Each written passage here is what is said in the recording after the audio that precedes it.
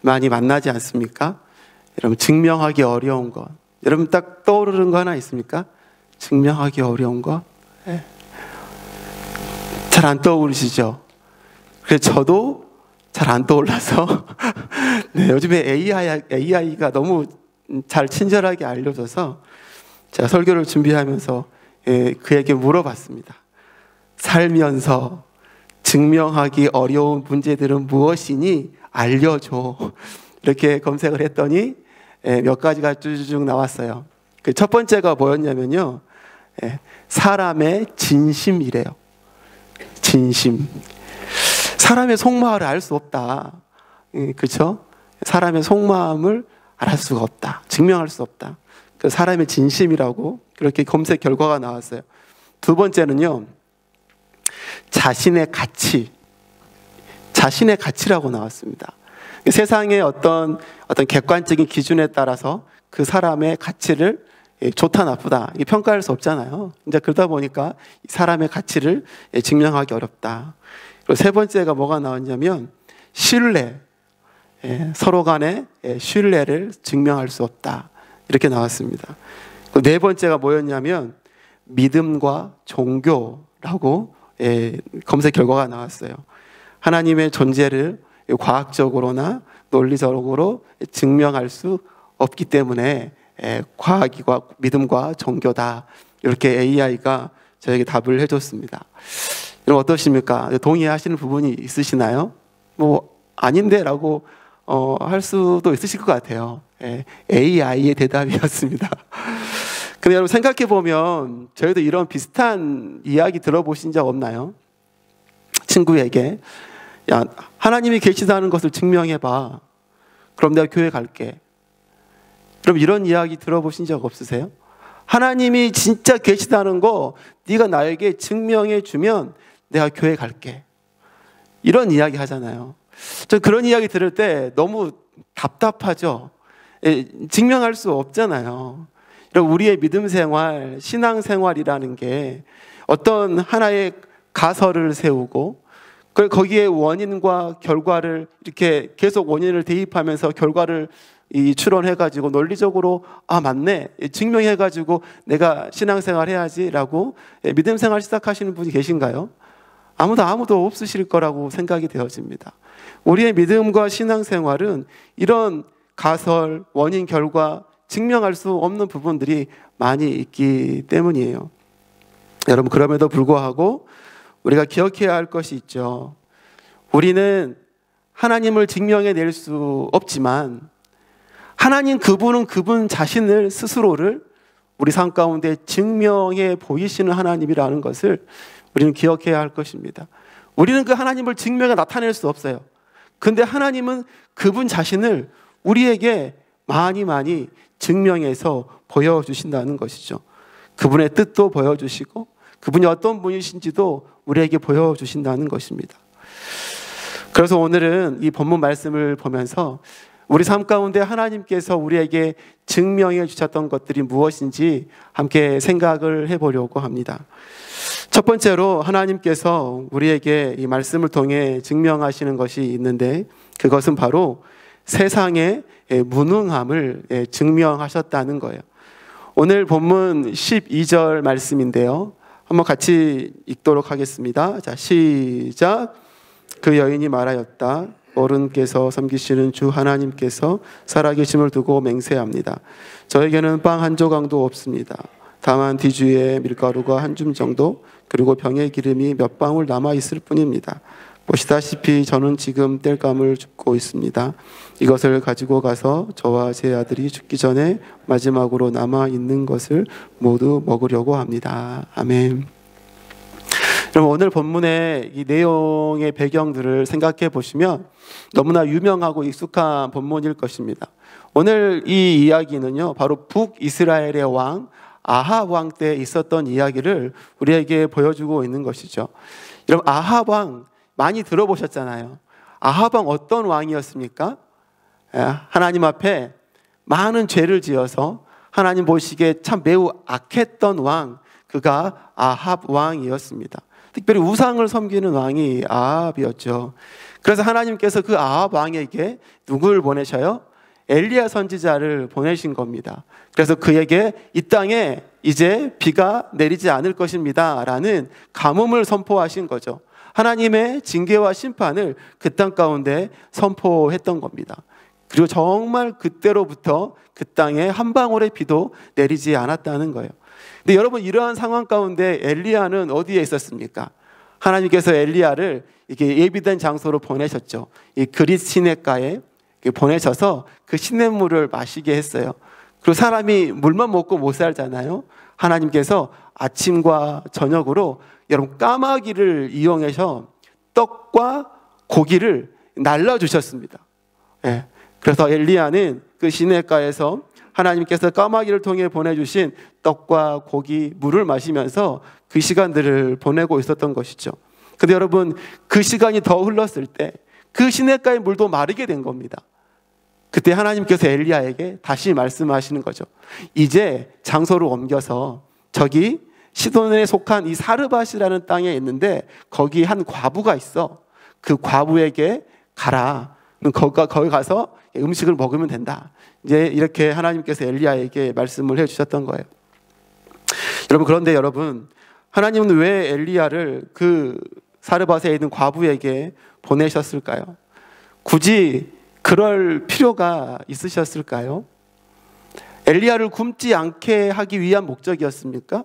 단지 엘리야를 먹이시고 살피시기 위한 목적만이었다면 굳이 그 사르밧 과부에게 보낼 필요가 없으셨던 것 같아요. 왜 그렇습니까? 엘리야는 그 그릿 시냇가에 있었을 때도 이미 하나님의 기적과 같은 은혜로 먹고 있었잖아요. 여러분, 까마귀가 떡을 갖다 주시는 거 보셨어요? 까마귀가 고기 갖다 주시는 거 보셨습니까? 저희 집은 한 번도 안 그러던데요. 왜 엘리야는 그걸 매일매일 경험한 거예요. 아침, 저녁으로 까마귀가 와서 떡을 주고 고기를 주고 그렇게 먹고 살았던 거예요. 근데 하나님께서 엘리야를 먹이시기 위함이면 다른 까마귀 하나를 섭외해서 너 오늘부터 너의 역할은 물을 딜리버리 해주는 거야. 물을 나르는 준 거야. 그러면 아침 저녁으로 떡, 고기, 물, 여러분 이렇게 공급해 주시면 엘리야가 그곳에서 계속 먹고 지내면서 가뭄이 끝낼 때까지 버틸 수 있었던 거 아니에요? 근데 하나님은 그 상황 가운데 굳이 시돈에 있는 과부에게 엘리야를 보내시는 거죠. 왜일까요? 이 보내심에는 하나님의 분명한 목적이 있지 않았겠습니까? 그럼 엘리야가 시돈에 갔습니다. 근데 여러분, 그 시돈 땅의 모습이 어땠나요? 부유했습니까? 아니요. 그 땅도 메말라 있었습니다. 오늘 말씀을 보니까 저렇게 되어 있잖아요. 제가 노란색 글로 해놨는데 이것을 가지고 가서 저와 제 아들이 죽기 전에 마지막으로 남아있는 것을 모두 먹으려고 합니다. 그 사르밧 있는 과부가 한 이야기예요. 우리도 이제 먹을 게 없다. 우리도 이게 마지막 식량이다. 이제 우린 죽음만 기다려야 된다. 이처럼 그 땅 또한 매우 극심한 흉년 가운데 어려운 상황에 있었다는 것입니다. 그 시돈 땅도 하나님의 이 가뭄의 이 징계를 피할 수 없었던 것이죠.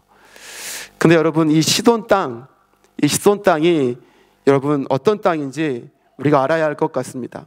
이 시돈 땅은 여러분 누구의 고향입니까? 바로 아합 왕의 아내였던 이세벨의 고향이었어요.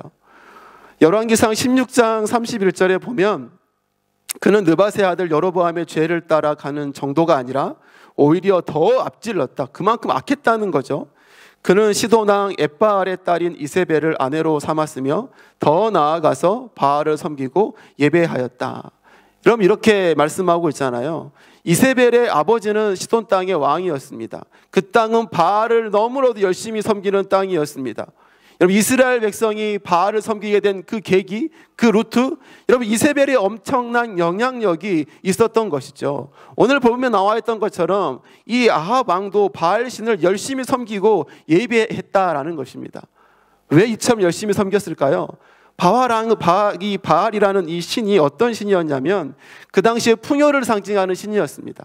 풍요, 부요함을 상징하는 신이 바로 바알이었어요. 그 당시 농사를 짓다 보면은 여러분 가장 농사짓는데 필요한 게 뭐예요? 물이죠. 물이 있어야 될 거 아닙니까? 가장 중요한 게 날씨지 않겠어요? 그래서 여러분 바알이 다스리고 통치하는 영역이 무엇이라 생각했냐면 여러분 날씨, 물, 번개 여러분 이런 거를 다스리는 신이 이 바알이다라고 생각했던 거예요.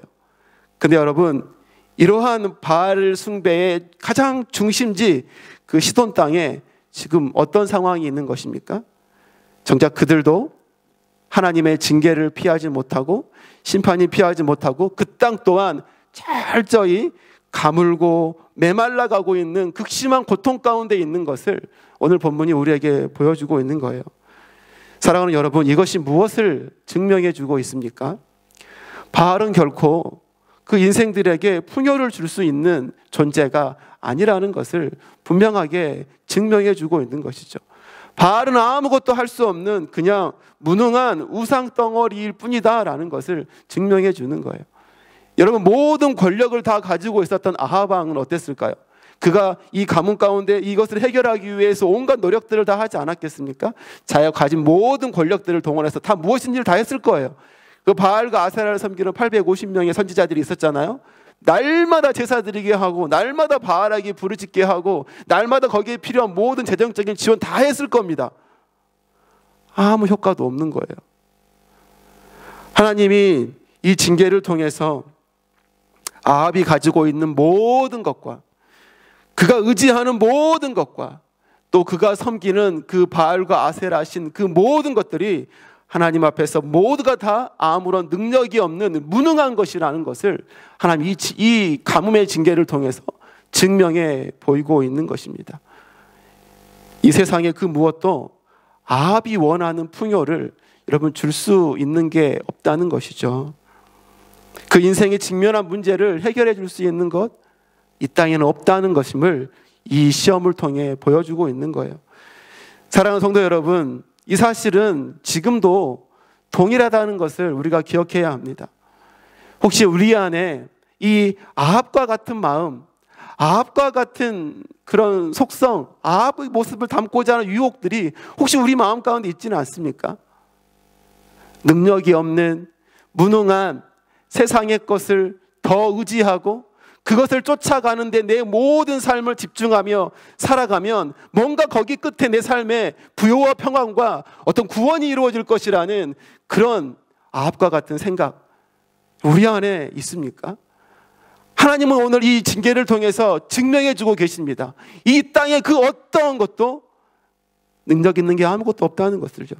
물질, 권력, 권위, 내 힘, 학력, 경험, 지식 다 마찬가지입니다. 참된 평안, 참된 풍요, 그것은 줄 수가 없는 것입니다.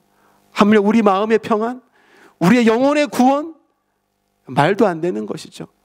세상에 어떠한 것도 그것을 우리에게 줄 수 없는 무능한 것임을 우리는 분명히 기억해야 되는 것입니다. 오히려 이 땅의 것들이 우리에게 평안을 주는 것이 아니라 우리를 더 싸우게 하고 더 분쟁하게 하는 거예요. 더 갖기 위해서 싸우는 거죠. 더 높아지기 위해서 다투는 것입니다. 더 유명해지기 위해서 서로 갈라지는 것이죠. 이 땅의 것에는요, 여러분 소망이 없음을 우리가 분명히 기억해야 할 것입니다. 그렇기에 우리는 어떻게 해야 하는 것입니다. 어떻게 해야 하는 것입니까? 이 세상이 헛되고 무능한 것들을 여러분 쫓아가는 것이 아니라 참된 평안, 참된 구원을 주실 수 있는 유일한 분 하나님께 집중하는 우리의 삶이 되어야 될 줄로 믿습니다. 여러분 또한 하나님께서 오늘 말씀을 통해서 증명하시는 것이 있습니다. 두 번째로 뭘 증명하셨냐면 하나님의 전능하심을 증명해 주셨다는 거예요. 오늘 14절 말씀 함께 같이 읽도록 하겠습니다. 자, 시작. 주님께를 내려주실 때까지 그 뒤주의 밀가루가 떨어지지 않을 것이며 병의 기름이 마르지 않을 것이라고 주 이스라엘의 하나님께서 말씀하셨습니다. 아멘. 여러분 하나님은 엘리야를 시돈에 속한 사르밧 과부에게 보냈습니다. 그리고 그에게 가서 뭐라고 했죠? 물 좀 주세요. 그리고 떡 좀 주세요. 라고 이야기했단 말이에요.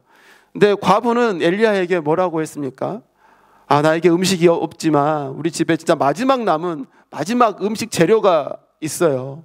이제 그거 딱 한 줌 밀가루, 한 줌 몇 방울 기름, 이거 진짜 마지막 이거 남은 건데 이거밖에 없어요. 이렇게 이야기하는 거죠. 여러분, 제가 말씀을 읽다 보니까 이거는 좀 이 과부가 엘리야에게 좀 거절하고 있는 것 같은 느낌 아니에요? 아, 음식 주세요. 아, 나 이거 마지막밖에 없어. 이건 이제 먹고 나와 우리 아들 이제 죽음을 기다려야 되는 마지막 이거 하나인데, 거절하고 있는 것 같아요. 마지막이다. 근데 여러분, 엘리야가 이 여인에게 뭐라고 이야기를 했습니까? 이 앞에 13절에 보시면 이렇게 되어 있어요. 우선 나에게 먼저 가지고 오십시오.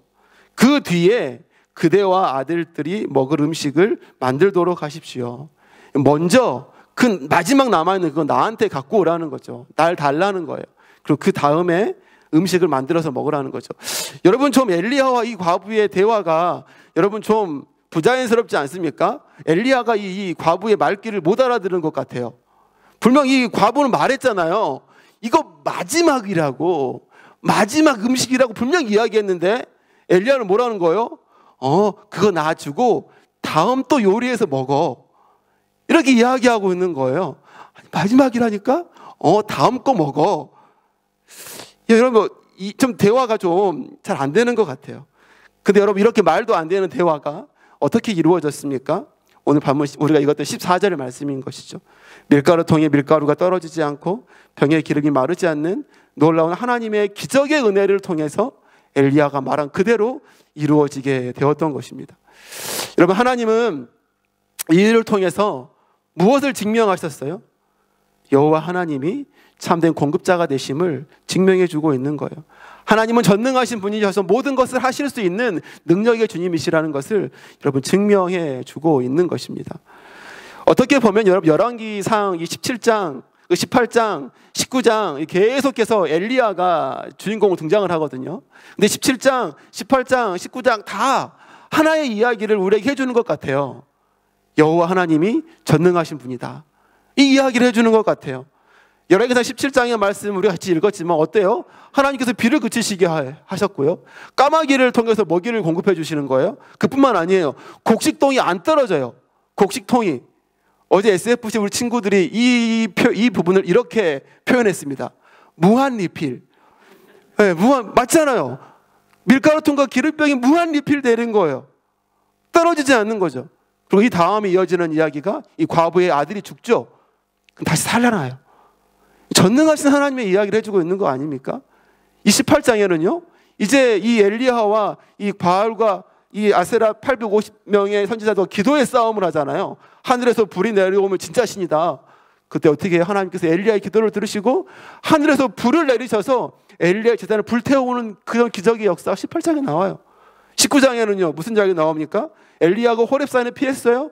호렙산에 가서 그가 본 게 무엇입니까? 크고 강한 바람을 부시는 여호와 하나님, 바위를 쪼개시는 하나님, 땅을 흔드시고 지진을 일으키시는 그 여호와 하나님을 19장에서 엘리야가 만나는 거예요. 그럼 이 17, 18, 19장 다 같은 이야기를 해주는 것 같습니다. 뭐예요? 우리 하나님은 살아계신 전능하신 분이시다. 이것을 말씀을 통해 증명해주고 계신 것이죠. 우리에게 보여주고 계신 거예요. 사랑하는 성도 여러분, 우리 하나님이 이렇게 멋진 하나님이세요.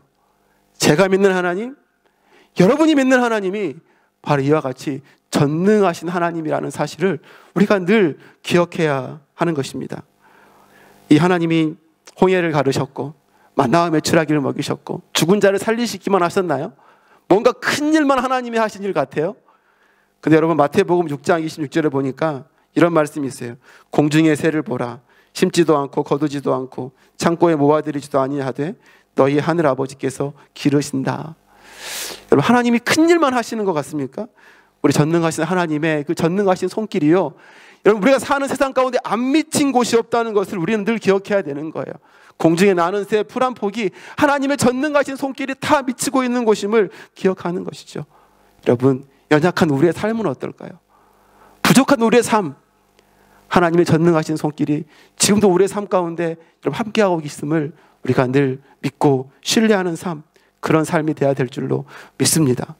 우리의 삶에 큰 문제들만 만날 때, 큰 사업의 문제가 생기고 질병의 문제가 생기고 어떤 관계의 문제, 물질의 문제, 큰 어려움만 생길 때 하나님의 전능하신 손길이 우리에게 필요해서 하나님 앞에 엎드리고 구하는 그런 인생이 아니라 삶의 순간순간, 모든 순간순간에 하나님의 도우심이 없으면, 하나님 전능하신 은혜의 손길이 없으면 살 수 없다고 고백하는 삶, 그런 삶이 돼야 되지 않을까요? 여러분, 예전에 우리가 늘 찬양했던 찬양 있잖아요. 오늘 집을 나서기 전에 기도했나요? 부담스러운 가사죠. 부담스러운 가사예요. 오늘 집을 나서기 전에 기도했습니까? 여러분, 예전에 믿음의 선배, 믿음의 부모님이 이렇게 신앙생활 하시는 것 같아요. 오늘 하루의 삶이 하나님의 은혜가 없으면, 하나님의 전능하신 도우심이 없으면 오늘 하루의 삶이 내가 감당할 수 없는 삶이다. 하나님의 전능하신 손길이 오늘 하루 매 순간순간 나에게 필요하다. 이러한 믿음의 고백으로 했던 찬양 아닐까요? 하나님은 그분 스스로 그분의 전능하심을 여러분 우리에게 이처럼 증명해 주고 계십니다. 그 전능하신 하나님의 그 손길을 순간순간 기억하고 의지하며 신뢰하며 살아가는 저와 여러분들의 삶이 되시기를 간절히 소망합니다. 마지막으로 여러분, 하나님께서 우리에게 오늘 말씀을 통해 증명하신 것이 무엇입니까? 셋째로는요, 바로 믿음의 유능함을 증명하셨습니다. 유능함. 여러분, 유능함, 우리 15, 16절 말씀을 함께 같이 읽겠습니다. 자, 시작. 그 여인은 가서 엘리야의 말대로 하였다. 여인과 엘리야와 그 여인의 식구가 여러 날 동안 먹었지만 뒤주의 밀가루가 떨어지지 않고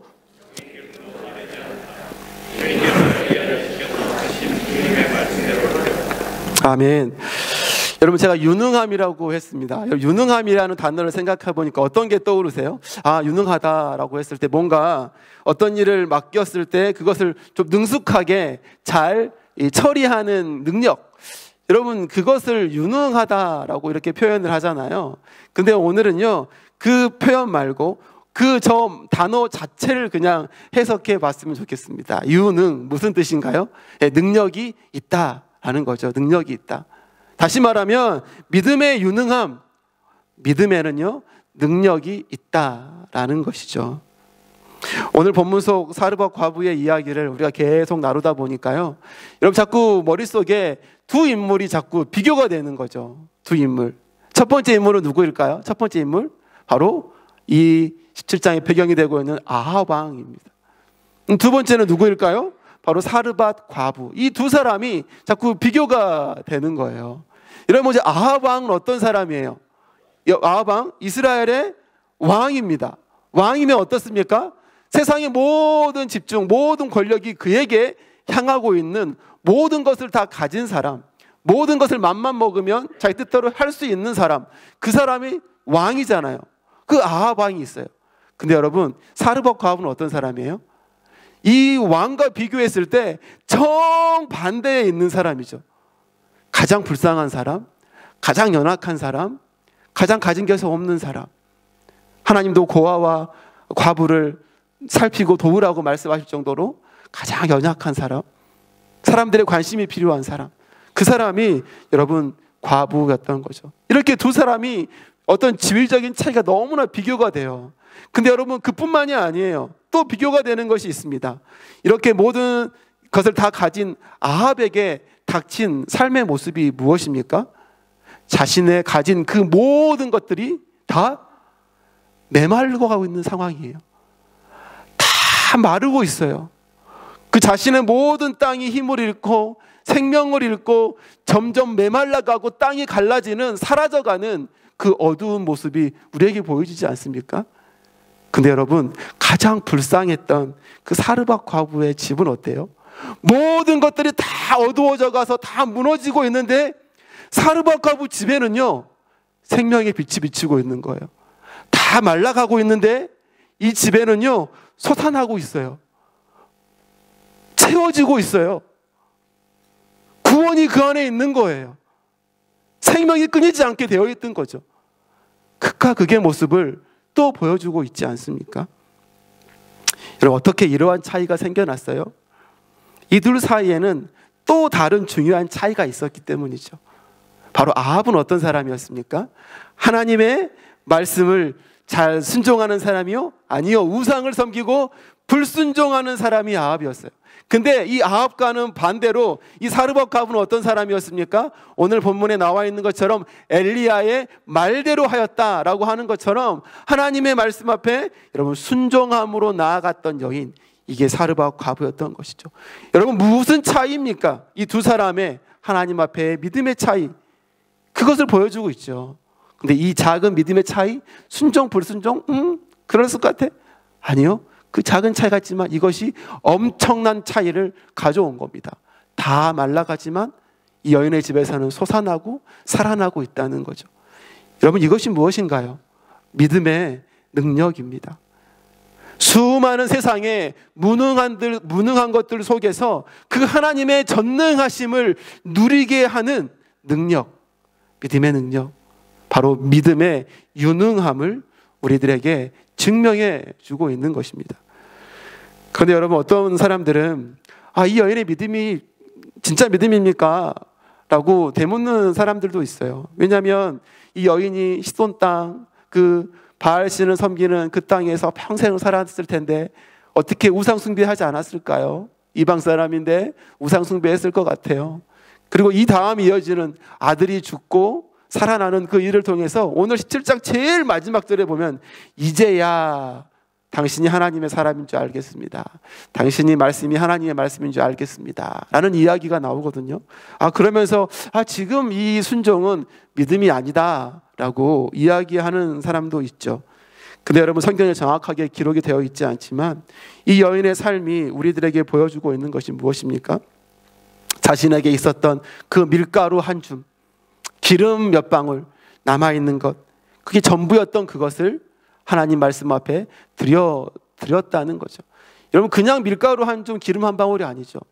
자신의 아들이 마지막 먹고 이제 죽음을 앞둬야 되는 그 순간 가운데 자신에게는 어떤 자기 생명과도 같은 가장 소중한 그런 음식이었던 거죠. 그것을 하나님 말씀 앞에 드렸다는 것입니다. 여러분 하나님 앞에 이렇게 드리는 이 순종, 그 행동이 증명해 주는 것이 무엇입니까? 바로 하나님께서 주시는 믿음이 그 안에 조금이라도 있었다는 것을 여러분 보여주는 반증이 아니겠습니까? 여러분 저희가 보기에는요 아마도 이 여인의 믿음이 너무 작은 것 같아요. 아마도 이제 처음 한번 하나님 말씀에 순종해 보는 작은 믿음을 실천해 본 거죠. 이제 믿음의 첫걸음을 내딛기 시작한 거일지도 모르겠습니다. 그렇게 연약한 믿음처럼 보입니다. 저의 눈에는요. 근데 여러분 사르밧 과부의 입장을 생각해 보십시오. 자신의 생명과도 같은 자신의 전부를 드린 거예요. 자신이 가진 모든 것을 드린 거예요. 하나님 말씀 앞에. 여러분 어찌 누가 이 여인의 믿음을 감히 작다 평가할 수 있을까요? 하나님은 이러한 여인의 우리가 보기에는 작은 믿음, 하나님 보기에 흡족한 믿음, 그 믿음을 보셨던 것입니다. 그리고 그 전능하신 하나님의 은혜를 누릴 수 있도록 해 주셨다는 거죠. 여러분 사르밧갑은 이러한 믿음으로 말미암아 죽음에서 생명의 은혜를 누리게 됐고요. 희망이 사라졌던 그의 삶에 희망의 길이 열렸습니다. 세상의 무능한 것들을 이제는 잡지 아니하고 하나님의 전능하심이 무엇인지 깨달아 그것을 붙잡는 인생으로 돌아섰던 것이죠. 사랑하는 성도 여러분, 이러한 믿음의 유능함은 지금도 저희들이 누리고 있는 것입니다. 우리가 얻은 생명, 우리의 삶에 주어진 희망, 우리 삶에 하나님의 은혜, 우리가 받은 구원 어떻게 주어졌습니까? 오직 믿음으로 주어진 것임을 우리는 기억해야 하는 것입니다. 믿음이 없으면 여러분 아무것도 아닙니다. 믿음이 없으면 살아있는 것 같지만 죽은 것입니다. 믿음이 없으면 지금 편안하고 안락할지 모르겠지만 그 끝은 절망이라는 것이죠. 왜 교회 가면 자꾸 믿음 강조하고 은혜 강조하고 왜 그것만 이야기하냐라고 이야기하는데 네 맞아요. 여러분 저희들 그럴 수밖에 없잖아요. 우리의 구원, 우리가 받은 그 생명 무엇으로 이야기할 수 있겠습니까? 우리가 자랑할 수 있는 게 무엇이겠습니까? 예수 그리스도의 은혜, 믿음, 이거밖에 없는 것이죠. 이게 전부인걸요. 여러분, 이 믿음의 유능함 우리가 누리고 있는 것이죠. 사랑하는 성도 여러분, 이 말씀을 통해서 하나님께서 이 세 가지를 우리에게 증명해 주셨습니다. 간절히 바라기는 우리 모두가 세상의 무능한 것들을 쫓는 인생이 아니라 나에게 은혜로 주신 그 믿음의 유능함으로 말미암아 하나님의 전능하심을 매일의 삶 속에 나의 것으로 누리며 살아가시는 저와 여러분의 삶이 되시기를 간절히 소망합니다.